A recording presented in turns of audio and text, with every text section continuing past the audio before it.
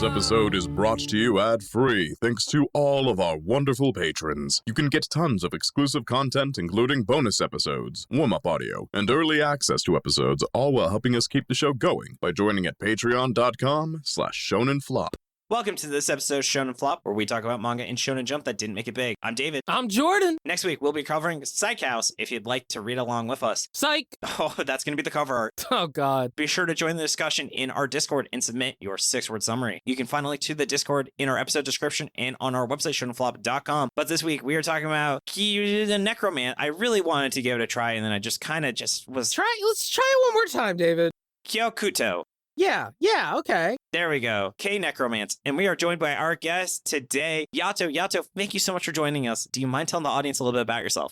Yes, thank you for having me. I am Yato, also known as Yatogami or Yato Plays, which is with a Z. I don't like that name, but you can call me Yato. I do videos on YouTube about different manga, stuff that usually I want to focus on newer stuff, but lately I've been kind of lazy, so my channel's just been, JJK and other stupid stuff. And I started a podcast recently, but maybe I'll talk about that more later. Hey, podcasts are great. Right on. I would know firsthand. I've heard a couple podcasts. I've heard of podcasts. There are casts that I listen to on my iPod. I forget its government-issued ID name, but I do love Ranger Reject, and I need to finish it up. Oh, yeah, that's the only name you need to know. It's like how it's Dungeon Meshy, Yeah. We don't say that other name. Even though the French name is Glutton and Dragons, and I don't understand why they didn't use that name. I did not know that. That's such a better name than Delicious and Dungeon. I like that. Yeah, I think I like Dungeon Meshy more just because, Japanese. Wasn't it like a specific request from the author? So it's like Delicious in Dungeons, D&D? Yes, it is, but it's also one of those only made sense to someone who doesn't really speak English to think of that. Yeah. But anyway, let's get into the manga details. It's a good episode where we're talking about different manga at the beginning. Damn. You'll love to see it. Oh. And I love to hear our manga details, so let's do it. Kyokutou means Far East. The title suggests something like necromancy in the Far East.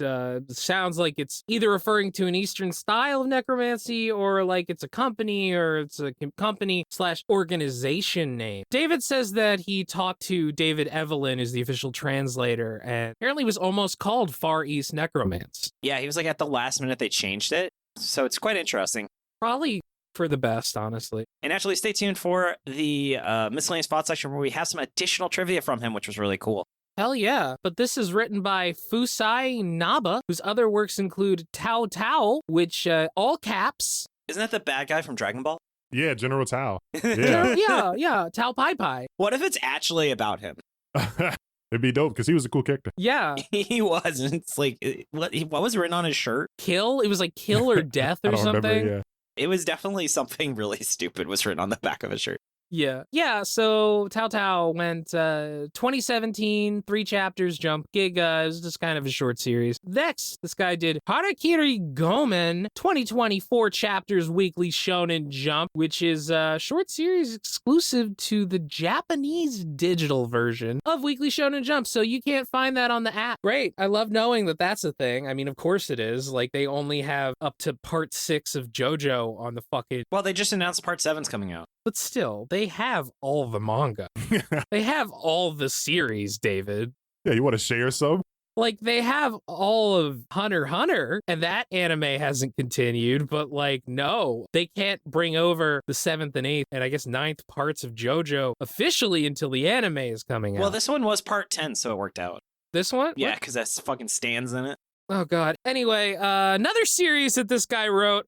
Oh, it's called Aliens Arena. No, it's Aliens Area. But as everybody who's listened to this show for a little bit knows, we have always accidentally called it Aliens Arena, aka Aliens Arena 64. Which was also been featured in the cover art of this. Yeah, that went for 3 volumes in 2022 Weekly Shonen Jump. And yeah, it's weird that it shouldn't be a series that's difficult to say, but I don't know. I still call it Aliens Arena, partly because it's a better title. Yeah, it's definitely a more interesting title. Yato, have you read that series?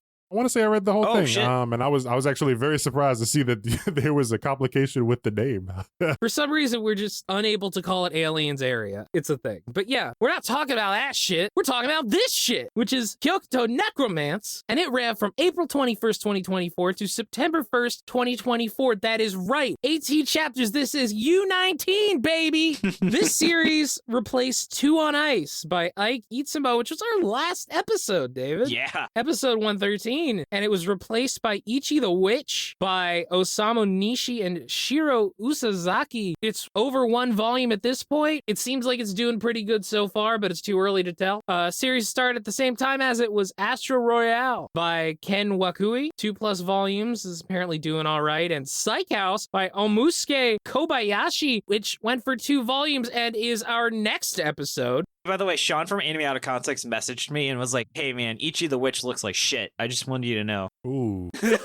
Just no prior conversation. He just dropped me that message. And that was Sean, not Remington. Nah, well, Rem doesn't read manga unless we force him to. Exactly. Yato, for context, Remington hates anime. Okay. He hates most things. Yeah, and Sean likes anime. So for Sean to say that that's bad carries significantly more weight. I also want to say all our Anime Out of Context listeners continue to petition them to cover Apothecary Diaries because I thought they did, and I need to fix whatever timeline I got jumped from. Thank you. David's trapped in the Mandela effect. Yes, I swear to God they had covered that series on their podcast, and it's really freaking me out they never did. Anyway, let's get into about the manga. Since his father Itsuki died, Kaoru Uno has lived with his grandma. One day, when she falls, he sees a bunch of little spiky boys hovering around her, but she seems okay. When he gets to school, he meets Youji Amane, a famous author and a friend of his dad's, who's here to pick him up. Youji tells him that these spirits called shiryo are walking around causing shit. Kaoru has a flashback to when his dad gave him a cool ring and tells him not to forget about shiryo, even though he clearly already did. Just then, his grandma happens to be walking by and is taken over by shiryo. Kaoru fights it and awakens his own shiryo named Shishi, which is just shitty star platinum. Yeah. Youji shows up and destroys it with his shiryo, Chitari, who eats its soul. Youji says that this power makes them necromancers because I don't think the author had Googled that term yet. Youji takes Kaoru to get his license and a bunch of bureaucratic bullshit happens with the shitty society. And like, do you really care? Popcorn myself. Kaoru tests out his power with a magic beach ball, and it turns out he's like super strong. Their goal at this point is to eventually take down Ryu, who killed Kaoru's dad, who was also Yoji's partner. They defeat a shiryo at a school, and one of the teachers was a friend of Kaoru's dad and brings her super smart niece Midori over to teach Kaoru how to do things with his shiryo. Then Kaoru talks to a friend who's like, yo, Midori's like really smart and hot. And then the next page, Midori is training Kaoru, and it's like, wow, she's really smart and hot. In the middle of teaching, an assassin suddenly shows up, hurts Midori, and kidnaps Kaoru. Yoji gets mad and has his friend Manson go with him to get him back. When Kaoru wakes up, he finds that he's sitting across from Ryu, who hands him a business card with his name on it. Ryu says he's Yoji's brother and ties Kaoru up in like a cocoon thing or something. You know, like he says that he used to love Kaoru's mom until she died in a science experiment. Oh no. Ryu implies he wants to commit the ultimate sin of necromancy and justice by bringing her back. Oh, that's the 8th step. By bringing her back to life because the author finally read the Wikipedia page for necromancer. Yoji shows up and releases Kaoru, who is rescued by Manson, and a necromancer named Terashima, who hasn't mattered until now, so I haven't mentioned her. Manson tries to run away until Kaoru says it's lame, and Terashima heals Kaoru, allowing him to go fight Ryu, because, like, I guess they don't really care that much if he dies. Popcorn David.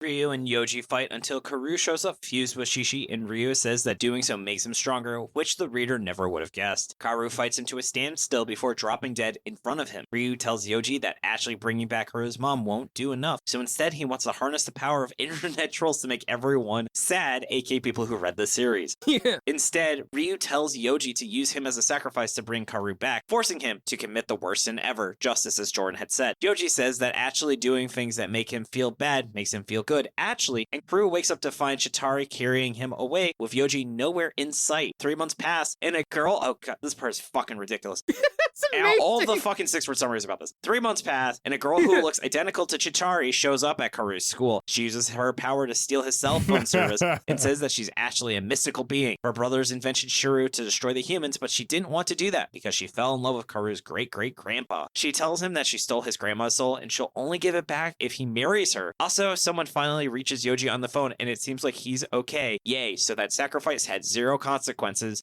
It's fine. Don't worry about it. It was just like, whatever. Yeah, bringing up more questions than answers. This really reminds me of, what was the one with the dude who had a squirrel that turned into a gun? Oh, Takamagahara. Yeah, where it's like, there's like gender changing powers or something, and it's just not explained at the very end. Yeah. I could have looked up the name of the series, or I could have described it as the guy who has a squirrel that turns into a gun, which is the best part of that series. I was like, I don't know. Can I just jump in and be like, what the fuck is that? Objectively the best part. Let's get into some fun rock facts, because it is the season to watch over the garden wall. Ooh, that should have been my rec. Rock and roll. 4, talking about the characters. So, Yato, can you tell us about the main character? And those are my luck. notes. You're welcome to read them, but you don't have to. Okay, yeah, I guess I'll take a look at them. So Putting his reading glasses on, let me peruse. yeah, main character. I still just don't know how this name is supposed to be said. Kaoru Uno. Pretty sure it's Kaoru Uno. Kaoru Uno. Okay. Oh, that could have been his evil twin brother's reverse Uno. Kaoru Dos. Yeah. Oh man, Dose. Definitely Yeah, his so- twin's name. He's He's a guy who, apparently does it. He is veggies because he's tough like that, and he's a kid, and he lives with his grandma. Who I love his grandma. She was a great old lady. She was cute. Yeah, one of my favorite parts. But he's a kid. He's in school, so he does cool things. It's a shonen manga, so it's the main character's a kid, and he's got to find a pep in his step. He's trying to figure out his way, trying to figure out where he belongs in this world. I just realized I forgot the part where after his dad dies, his evil aunt and her husband were like, we gotta take this Kaoru guy and then we're gonna steal the land here and sell it. And then his grandma's like, Oh yeah. no, I love my grandson and I'm gonna keep watch over him. Also, his grandma is pretty dope. It's not even like she's got any supernatural powers. She was just a really, really hardworking lady that wanted to give him a good life. She was just a sweet old lady. That's the whole thing. That's her whole character. Yeah.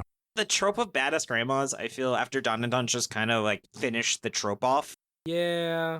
So it's just like not been a fun thing to see anymore. Sweet grandmas are nice. It's a sweet old lady. Nothing wrong with that. And then Jordan, can you tell us about our fucking goth man? So Youji Amane, I hate him. He's so fucking annoying. It's like, Imagine if he had died at the end, you would have been so happy. I would have been fine. He's just like, dude, he's so cool. Yo, he is so fucking cool and so strong. And like, man, he's also like really smart and like poetic and he uses big words. And it's like, it's the big brother character I talk about. Like, Aliens Area had a character, literally had this guy. This is the same character. Was it the main character, the guy with the cane? Yeah, the guy with the cane. Yeah. The same thing where it's like there are these characters where it's like he's weird in the most normal way possible. Yeah. He's weird in a way that is just completely not weird and uninteresting. And it's like I talk a lot about this big brother trope where it's like there's a character who just shows up and like the main character's like, man, this is like such a big brother figure. And the character like loves the main character for no fucking reason and like really looks after him. It reminds me, a lot of the writing in this reminded me of Tokyo Shinobi Squad. Yeah. Not racist like Tokyo Shinobi Squad. Good, yeah. That was racist? I didn't finish it. That series is racist. Racist from chapter 1. Yeah. Wow, okay. I remember that. I had to look back.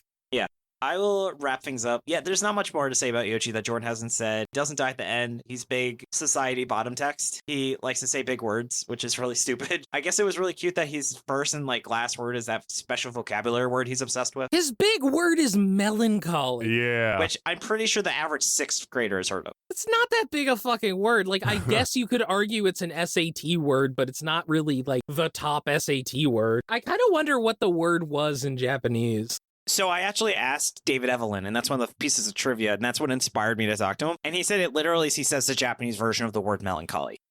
Wow.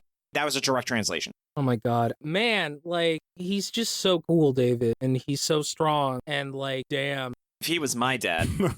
God, seriously. And speaking of dads, let's talk about Ryuji, the big bad who killed the main character's dad. He's sad about the main character's mom, and he is the legend of the 5 rings.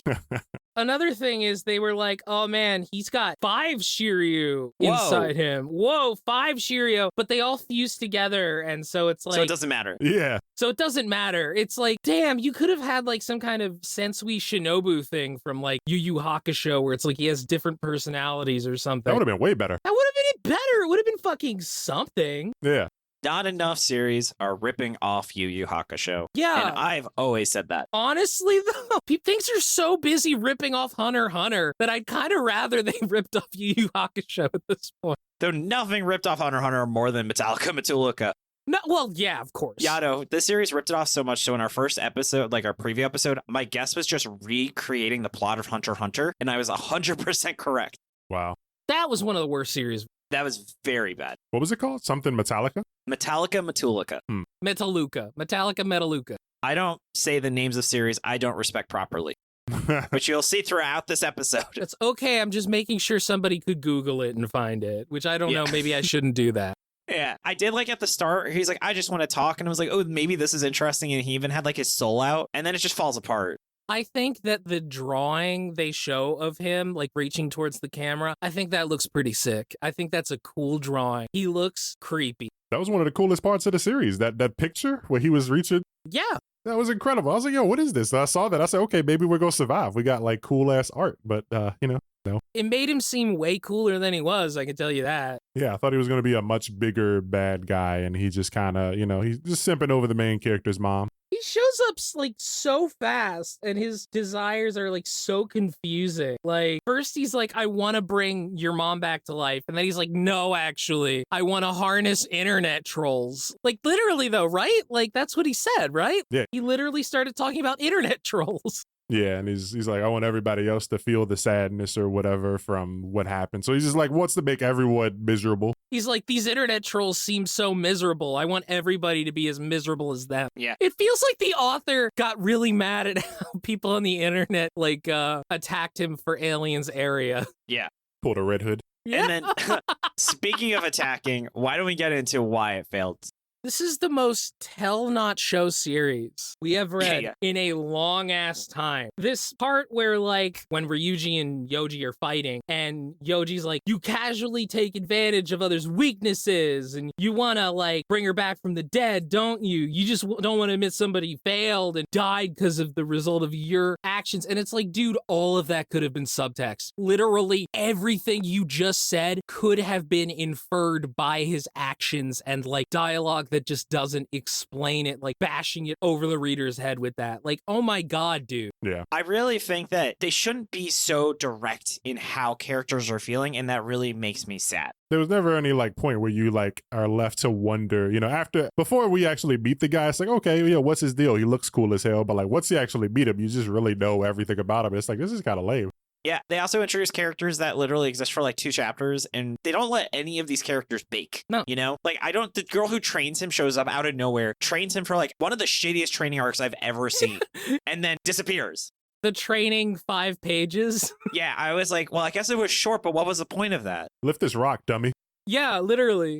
She also hits a guy with a 200-kilogram rock, and somehow that doesn't just instantly kill him. Yeah, that should have blew his head to pieces. He brushes that off. What I think is a normal person. The assassin guy? I don't know. That dude should have just died when she did that. Yeah. That shit was heavy as hell. Also, I do love how it's like the assassin guy takes out Midori and he's like, how could you take out somebody so innocent? It's like, now hold on. She was an enemy combatant, okay? She was a member of the enemy faction and she was a powerful necromancer who was fighting him, all right? You could be sad that she got hurt, but like, she wasn't just some innocent bystander. Like, what? She wasn't grandma. She wasn't grandma. There wasn't enough grandma. Yeah. Grandma needed more screen time and she did not get enough. My grandma's not on screen. Yeah. Got that Poochie joke. Let me help you out of your chair, grandma. And then Yato, are there any issues you had the series that we haven't brought up yet? The whole melancholy thing just kept happening. You know, every character like Ryuji and was the other guy Youji. They just kept doing the whole like the series starts with, you know, I just want to use the word melancholy, and then at the end his brother's just beating that shit into him. He's like, you're gonna feel melancholic for the rest of your life, and I'm like, all right guys, I get that you know this word, but you don't have to use it every chance you get. Listen, I paid the $10 for the dictionary. I'm gonna use it. I don't know why anybody did what they were doing in this. Yeah, I feel like with the melancholy, it was like this dude was like, I don't have a good idea, but let's pretend we're Bleach and make the like sense of coolness override any issues. Because let's be real, Bleach got a lot of mileage out of just how cool everything about that series was. Oh yeah. Yeah, but it was also legitimately cool. Very well drawn. Yeah. This art is not bad, but it's like, you gotta be at Bleach's level if you want to get away with it. Yeah. I felt like a lot of the times he made it a point to like end the chapter with a character looking cool and saying something cool, so it would go on like a t-shirt that you would see in Hot Topic or something a lot in Bleach.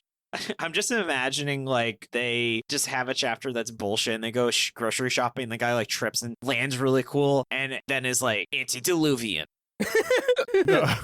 One other thing that just always strikes me when I'm reading a series that's going to get axed like this is like when the main villain shows up super early, it's like, you know, it always automatically puts a thought like, okay, this shit is heading towards the axe, but like some stories do it and, you know, they recover like Demon Slayer, you know, Muzan showed up in like chapter 12 and it's like, oh, okay, is this going to get axed? And it ended up not. But then, you know, the main character here, Kaoru, gets kidnapped and it's like, okay, yeah, we're going in 8 chapters. It isn't always a bad idea to introduce the main bad guy early to like start building up like kind of fear where it's like, oh man, he's out there, he's watching. It doesn't work here at all. Yeah. Also, like, one of the big issues I had with this series was that like the villains would just show up and attack with like absolutely no build up or anything. Like, And they have no motivation. no motivation at all. Like, you know, the first time we see a Shiryo, it's just, oh hey grandma, oh my god, grandma. What are those bugs? Whoa, grandma. Wow, this is very convenient. We were just talking about this. Yeah. Or it's like they go to his school and then like, whoa, there's Shiryo here? What? And they're just like random. They're not connected to anything else. Or like they're training. Midori and like fucking Kaoru are like training. And then a Shiryo shows up. I was like, whoa, it's a Shiryo over there. Oh, what a coincidence. We were just training. Feels like they should have shown up more with you know how convenient they started showing up in those cases. Like, why are they not everywhere? I also love there was one moment where they're on like Ryuji's like boat, which is like his compound kind of, and they're fighting against this group, and one of them is just an enemy necromancer, and they're like, it's an enemy necromancer, and it's just like this generic brand necromancer, and it's like, that's it. It's like he's not like a specific guy, he's not somebody you might have known, there's nothing interesting about him, he's just a dude in like a somewhat interesting looking cloak. That's it. Yeah, and they don't feel like necromancers either. I get they're like kind of spirits, but they don't feel like revived humans. This isn't like Shaman King where I feel like this is someone who died. I genuinely feel like the author doesn't know what a necromancer is.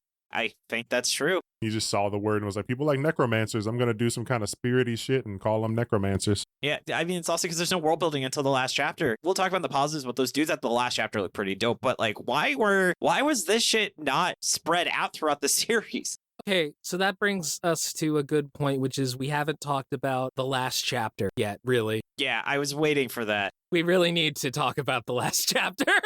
Yato, how did you feel about that last chapter?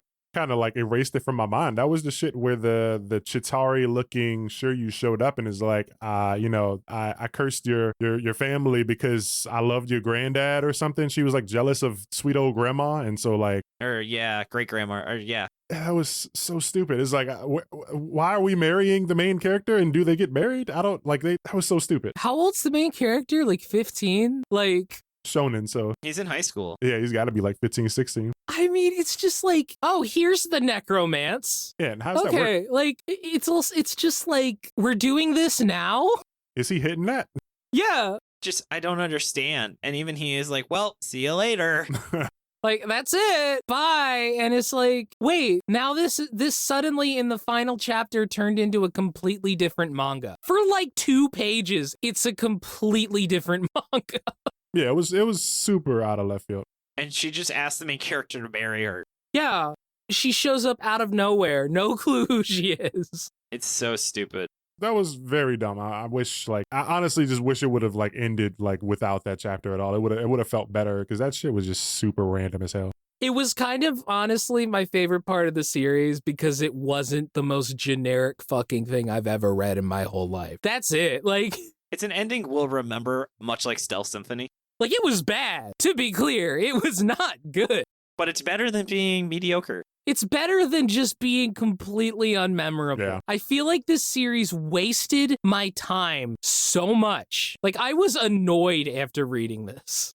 Yeah. I agree. I was annoyed. I was just like, what the hell is this? And what did I agree to? Yeah. But I do think we have to agree that there are some positives. So why don't we get into that? Mm-hmm. And so, though, before we get into what we think it did well, if you've been enjoying the show, we'd really appreciate if you subscribe to the Shonen Flop YouTube. We're trying to hit our goal of 1,500 YouTube subscribers. And if we hit it, we'll do a special bonus episode on the Billy King epilogue. Right now, I think we're almost at 1,400. And if you already subscribed, thank you so much. So, Yato, take it away. What were some positives that you felt about the series? Positives, I feel like the strongest point was really just the art, man. Like in that one page where they showed Ryuji or whatever in that photograph, he looked super cool. And there was like the water texture, like So cool. yeah, there's like water droplets falling or something. He had like a water ability, right? He had like 5 abilities. I don't know. He just was a punch ghost for most of it.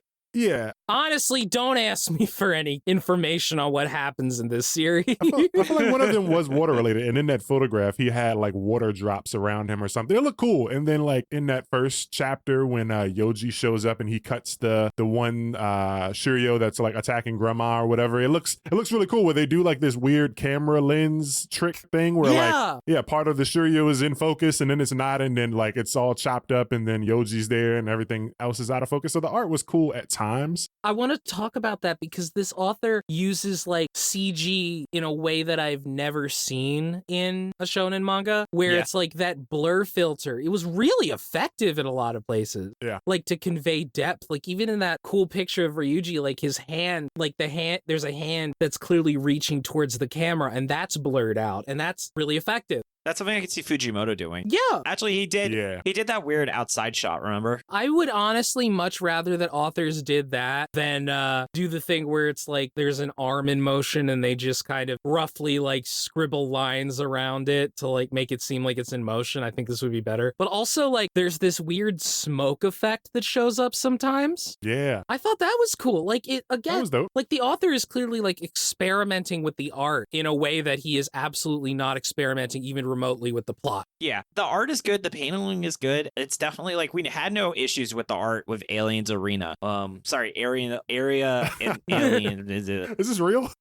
anti-establishment. But yeah, I mean that was good. It was just like, yeah, I also think how is nice that the stands at least have a little bit of personality, not a ton, but it's something. Did they though? I mean, they talked, but did they have personality? I don't what's her know. name did? Chitari a little bit, I guess. A little bit. They were hungry. Yeah, okay. They like to eat. Yes. I like Chitari. Other than Chitari's I like when alright. she turned big, because otherwise it's like, okay, but I feel kind of weird because it's like, is this thing a little, like it's supposed to be a little girl or whatever, but like when it turns big, it's like really big and it's like breasts were like out. And I'm like, okay, what's really happening? Yeah. Okay, this is interesting. A giant woman with big breasts. Yeah. All right, you've drawn my attention. Never seen that in manga before. Like, Yeah, never. I'm here for it, but I was like, I don't know, should I be? And what was the Shishi, the main character's shiryo? I mean, he was kind of cool, but he was just always like, he wasn't really saying anything until he needed to, and he never like, it wasn't like a demon possession, turned wrong. It was like, it kind of felt like a Ushio and Tora situation at some points where like they would merge or some shit. They did it in Ushio and Tora, right? I don't know who's Shiutora. Yeah, I mean that makes sense. It was good. I think they merged in that, but the art was great and the fights were okay sometimes when it wasn't something just stupid like the guy having the 5 rings and none of it mattering. Like that could have went somewhere. He could have had 5 completely different powers or 5 different personalities or something, but it was just points where it was like, okay, what are we really doing and why does this matter? I liked some of the designs. I did. I think Chitari had a fun design, I liked Chitari's design. I agree. which is why he used it twice. That's true. He was just like, no, I'm not done. I've got more Chitari in me. We didn't see Shiryo from any other yeah, we did. We saw Marilyn Manson's fucking that guy. I like that guy, but he was just in love with the one chick, and it was like just an ongoing joke, and he didn't get used that much. But like we saw his Shiryo, I think it was like a flamethrower or something. On his Damn, arm. what a nice guy. All these characters are like such nice people. They're so nice, man. There's like, so little conflict between them. They're just so chill to each other. Like There's no consequences, but they care so much.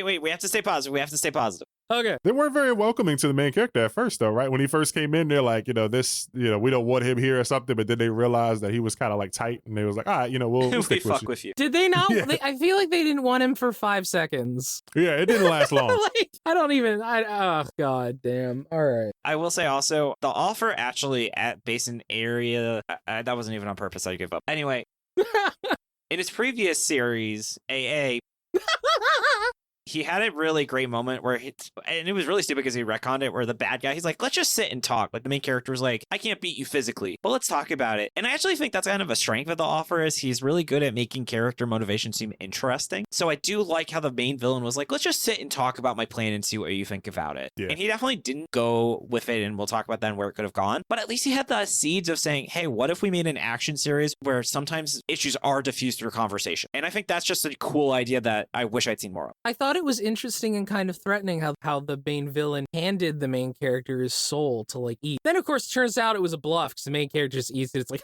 you thought I'd actually give you my soul, and it's like, well, now that's less interesting. Okay, sorry, positive section. Yeah, do you have any other positives, Yato? I think Grandma, she was positive. Yeah, Grandma! Grandma's great. Love Grandma. Yeah, all right. So on that high note, let's get into where it could have gone. So I think this actually could have been a really cool series of during that sit-down dinner. He was like, hey, I'm going to try and bring your mom back to life. And the main character just went, oh, okay, bet, let's do it. Like, imagine how insanely cool that would have been if the main character, and it just completely did a 180 on the plot of the series. It would have done something. Like, it would have made it at least more, would have been interesting. Yeah. And, or like, if, like, assuming this series hadn't, in a world where it didn't get axed, maybe like this conflict could have been resolved some other way. Like, maybe he's like, Mwahaha, I'll see you again later. And he leaves like some actual named sorcerers who aren't just called like, shinobi sorcerer or whatever to fight. If there was some other guys to like back him up that had names and stuff, and maybe, he just showed up to rack the main character's brain and see what he thought about his plan, and then he fucks off to go do something else. I think it would have given it a lot more like room to breathe and given the story, some legs to stand on. Yeah. I just keep thinking about how I needed this author to just delete half of the internal monologue. But it didn't feel like there was too much text like on Two and Ice, but a lot of the text just didn't matter. Yes, that's the thing. It wasn't too much. It was just completely redundant text. Oh my god, I have to talk about my favorite stupid moment in the series, which is where they're talking about how Ryuji was able to beat Kaoru's dad, and he's like, you were only able to take him down because he wasn't prepared. And he says the line, you knew that he was rushing to settle matters, didn't you? Next panel. Next text bubble. It's now a flashback where Kaoru's dad says, I want to settle matters with Ryu. Literally just flashing right to that point. And that moment is really funny. His wife is like, you're really gonna do that tomorrow? Don't you like want to wait to prepare? And he's like, no, I want to do it before Kaoru grows up and can remember this. And Kaoru's like an infant at this time, so it's like, dude, you can't wait like a week? So that shit was goofy as hell. I feel like it probably, that flashback could have been cooler if we at least got a scene where like we didn't get a single line of text from the mother. Like maybe if Ryuji had told the main character something that his mom said, because like nothing in there, like they never talked about her being pregnant or anything. I guess they had already had the kid and he was just young at that time. But like, it would have been cool if like the mom had told, said something, or she believed in something and he was like, your mother really, fucked with this research and she died for it and I want to like make everybody pay. All we know is that she died, and then like now it's beef. And it's like he could have hit the main character with a line that made him, change the way he thought about the situation. Maybe you aren't so bad. You fucked with my mom so tough, What if it had been his mom was like the actual necromancer and was trying to bring people back from the dead and he was using her research? Right? Like the mom could have been like a villain, could have been like somebody interesting. Am I crazy for thinking that the timeline in this series makes no fucking sense? No, you're completely right. Like, okay, so this panel, we're seeing the mom hold Kaoru as an infant talking to the dad. And it's like he's gonna fight Ryuji tomorrow and he's gonna, like, Ryuji kills him in that fight, right? I think so. So earlier in the series, we see his dad on his deathbed talking to Kaoru as he is a much older child than in that picture. And also, the mother apparently died from a science experiment gone wrong between him and Ryuji. It just doesn't seem to fit. It just seems like, I don't understand. I need like a Phoenix Wright X to figure this shit out. Like, it feels like he didn't think it out all the way. It seems like this was kind of like, hey man, Jump's about to be missing a series, so like you want to come and write a manga real quick, Fusai? Yeah, it's. I imagine even they call him the aliens arena guy. Yo. This series just feels so unthought out. It's like Gunplace West, where I feel he came up with the series like in like a month before he had to write it. This guy is like doing a Rocky style forgetting, but he has under 20 chapters. And he's just like, let me drop some swaggy panels in here and to make you not think about it. I also want to say though that two other ideas I had were I feel like I don't know why, but I was like, imagine if this had been Cyberpunk, that would have been really cool. I feel this offer could have made like a really fun Cyberpunk You series. mean Tokyo Shinobi Squad? Yes. With Shiryo still? Like, how would that work? I don't know. I just have some flying cars and it's raining all the time. Okay. And that's it. It's the same, but it's in the Blade Runner universe. Yeah, that's it. Make it work. Right on. Wouldn't that be dope? It would be more interesting than this, I can tell you that. I forget what spawned this note, but I said, what if this entire series plot was just an elaborate scheme to teach the main character French?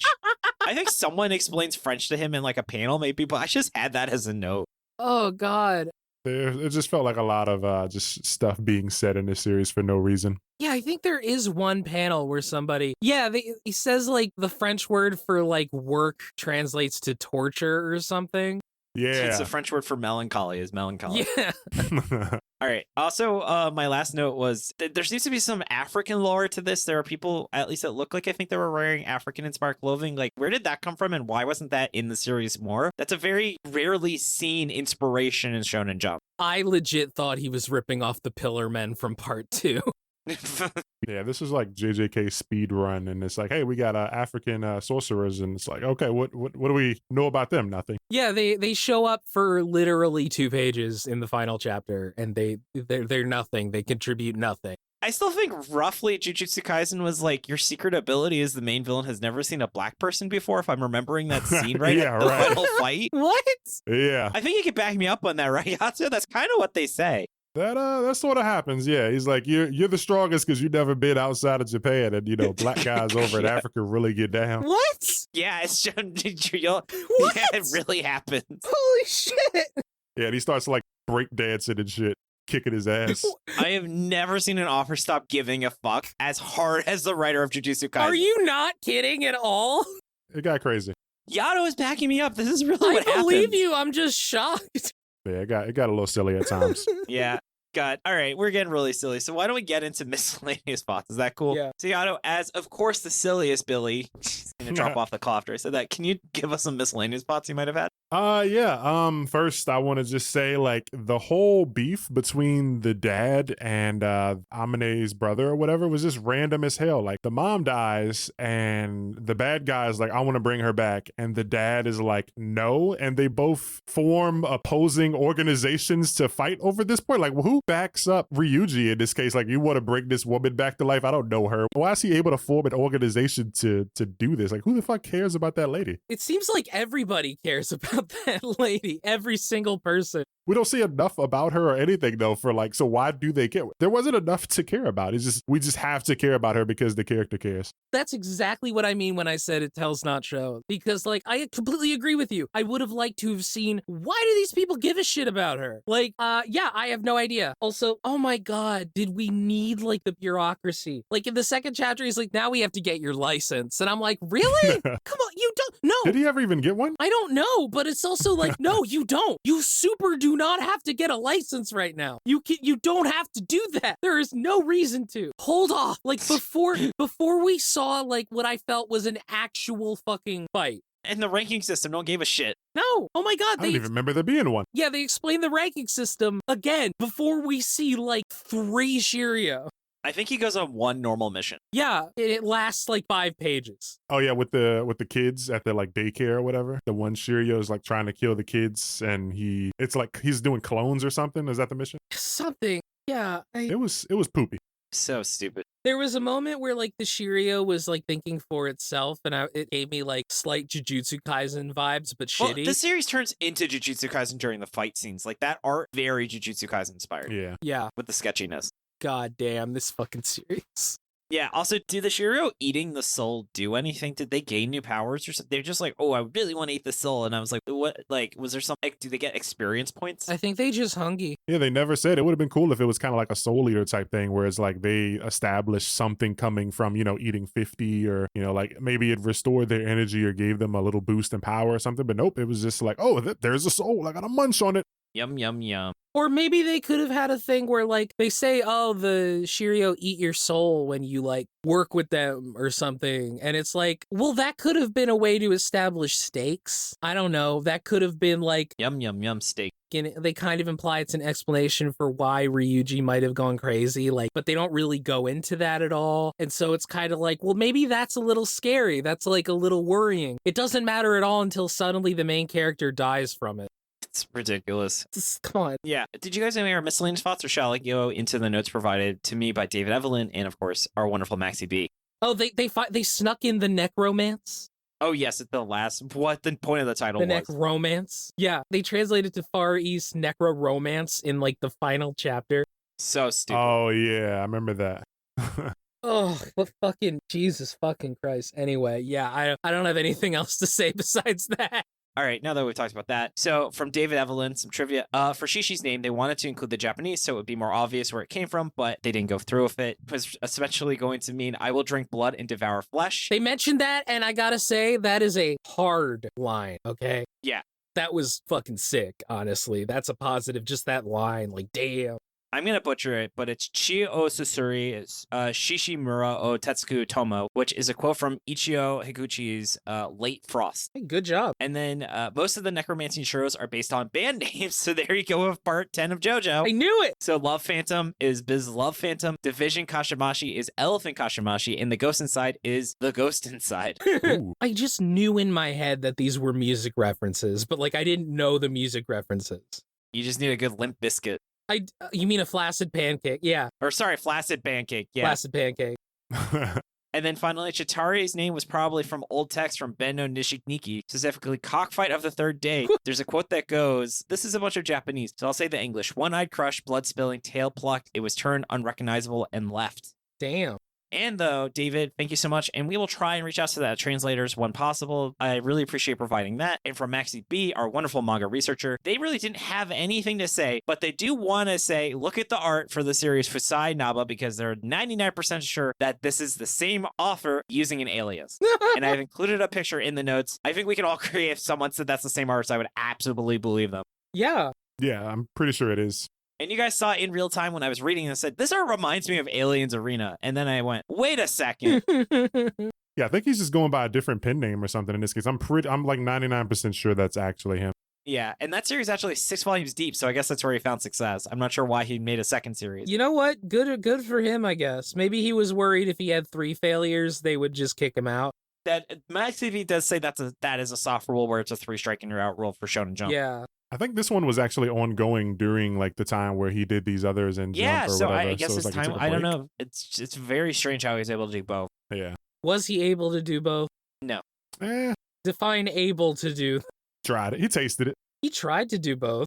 Yeah. All right. But shall we get into final verdict? Yep. From Tucker, read Demons of the Shadow Realm, which I'm going to say that too. MaxyBee, Necromance, Love Bites, I guess. Ball, lead with the premise next time. Blamumu, can't wait for Steel Ball Run. Jordan, there you are. There I go. Chicken Warlord, 2.5 men ass ending. Dackerson, no pep in this manga step. Diego, My Chemical, Necromance, not bizarre enough. Dude Rocks, one of the endings ever made. God, Morbius really added to our vocabulary with that expression of the movie of all time.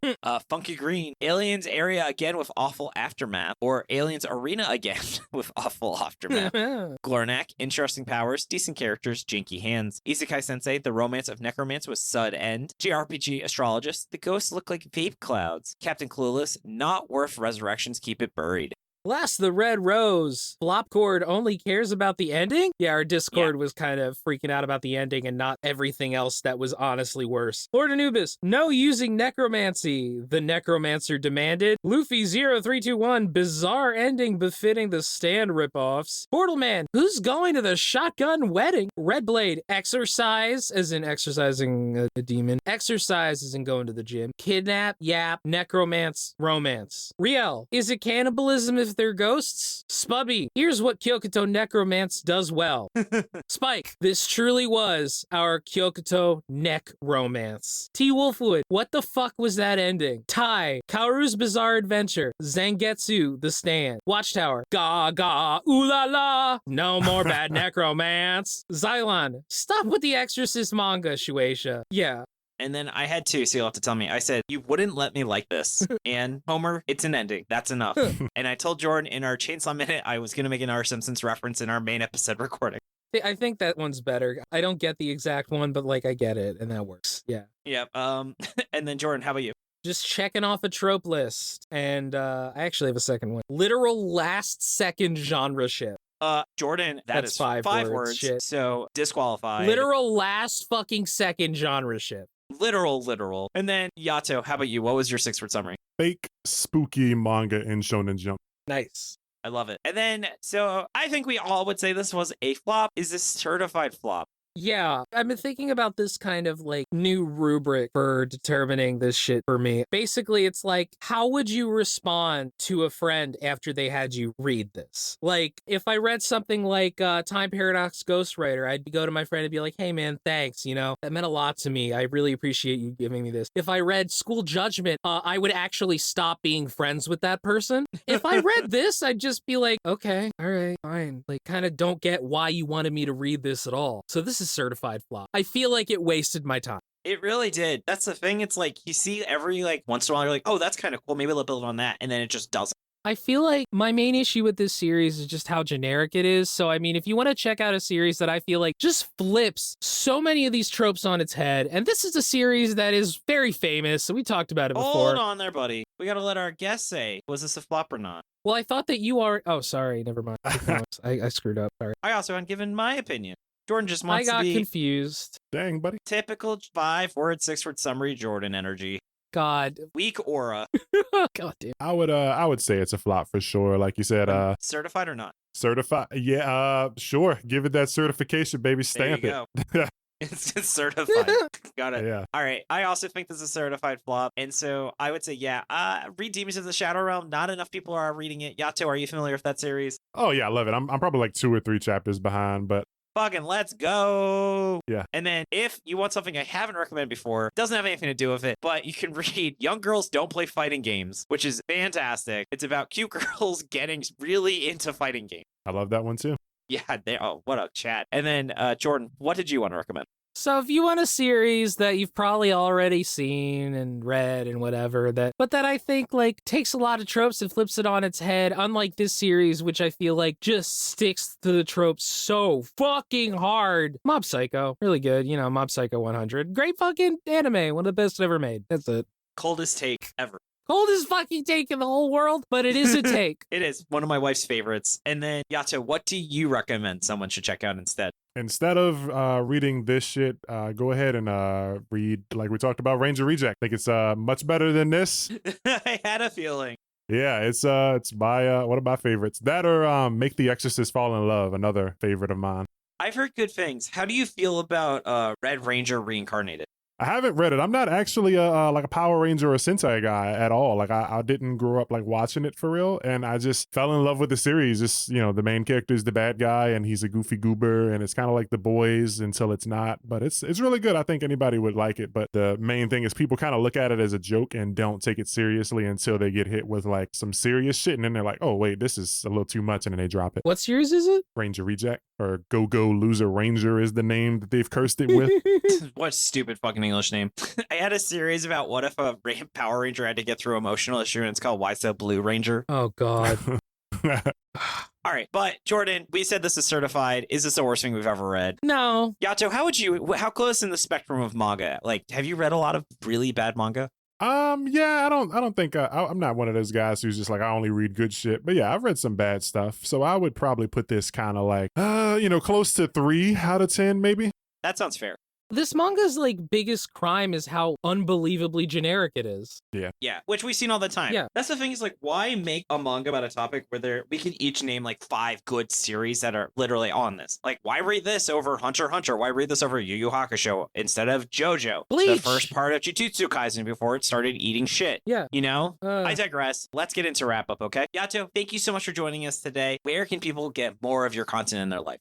My content, you can find me on YouTube or Twitter. Both are named at Yato Plays, which is YATOPLAYZ. I hate it. Came out with the name when I started Twitch streaming, but don't worry about that. I do YouTube videos on different manga. I'm about to get back into my new manga recommendation bag. I kind of been lazy on YouTube, but I also started a podcast with 3 other YouTubers called Panel Focus. We do a show called Shonen Pulse, where we talk about, each week we review 9 different manga. Right now we're talking about Kagurabachi, Ichi the Witch, Don Chainsaw Man, Centuria. Hell yeah. Is Kagurabachi the next One Piece? One Piece, no, but I think it is the next series. That, and I have really high hopes for Ichi the Witch because I loved Iruma and Usazaki. So both of those, I love Usazaki as an artist from Act Age, and Iruma is one of my favorite series. So I think Ichi the Witch and Kagurabachi are being primed to carry the torch and Jump next up because, after Hunter is over or whatever, like when Togashi takes a break, like the next oldest thing is about to be like fucking Yozakura Family or something. I know, and then it's fucking Undead Unluck. Yeah, and like both of those are ending like soon-ish, so it's like we need some new blood, and I think those are the 2 that are kind of being propped up. Undead Unluck, like the main series, is like keeps up the quality from the first chapter. Then I hope it ends soon. I heard it has one of the biggest jumps in quality from the first chapter. Oh, good. Oh yeah. Undead Unluck is one that you really need to. You can't judge it until like chapter 9. Uh-oh, we're only reading the first chapter for our Patreon episode. But Yato, that sounds really fun. And of course, if you ever, we would be more than happy to be guests on your show. Jordan and I love Chainsaw Man and Don. I was OG in both Dandadan and Chainsaw Man. Jordan can testify. Yep. Okay. I read Chainsaw Man pre-Rize. That's how, like, in the sauce I was. That's when I started. Hell yeah. Yeah, I started around like chapter 40, but I was Dandadan day 0. Yeah, I was Dandadan chapter 9. I showed Steph the first episode of Dandadan. She fucking hated it so much. Yeah, it really sucks. You have to have a trigger warning, and it's the only episode that's like yeah, that. It was, oh god. I'll say Dandadan and Undead Unluck have a very, I don't want to spoil because it sounds like you guys haven't read Undead Unluck, but Undead Unluck and Dandadan have a similar start, and they both kind of pivot and go in much better directions afterward. But yeah, the first chapter of Undead Unluck is like one of the main characters basically saying he wants to rape the other main character. Yeah. Bro, spoilers. I haven't read it yet.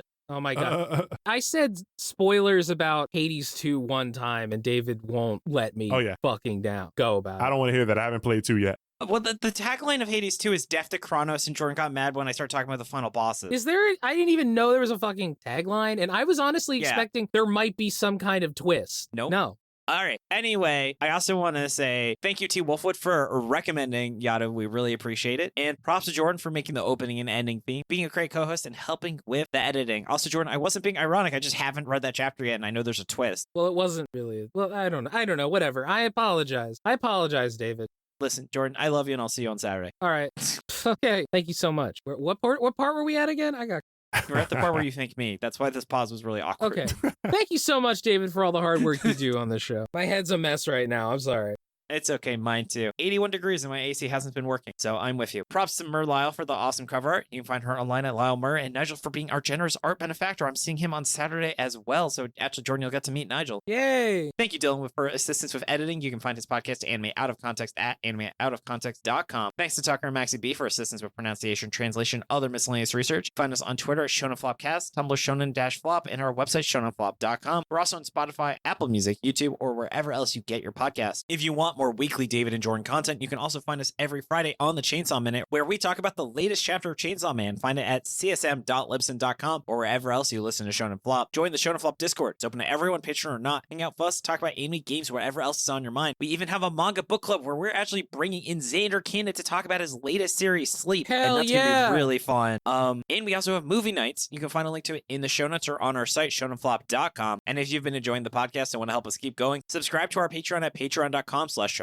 Along with that warm and fuzzy feeling of helping us out, you also get access to monthly bonus episodes, including Shonen Drop, where Jordan and I look at the previous month's episode and open the mystery box. Jordan, what Patreon content did we release in November?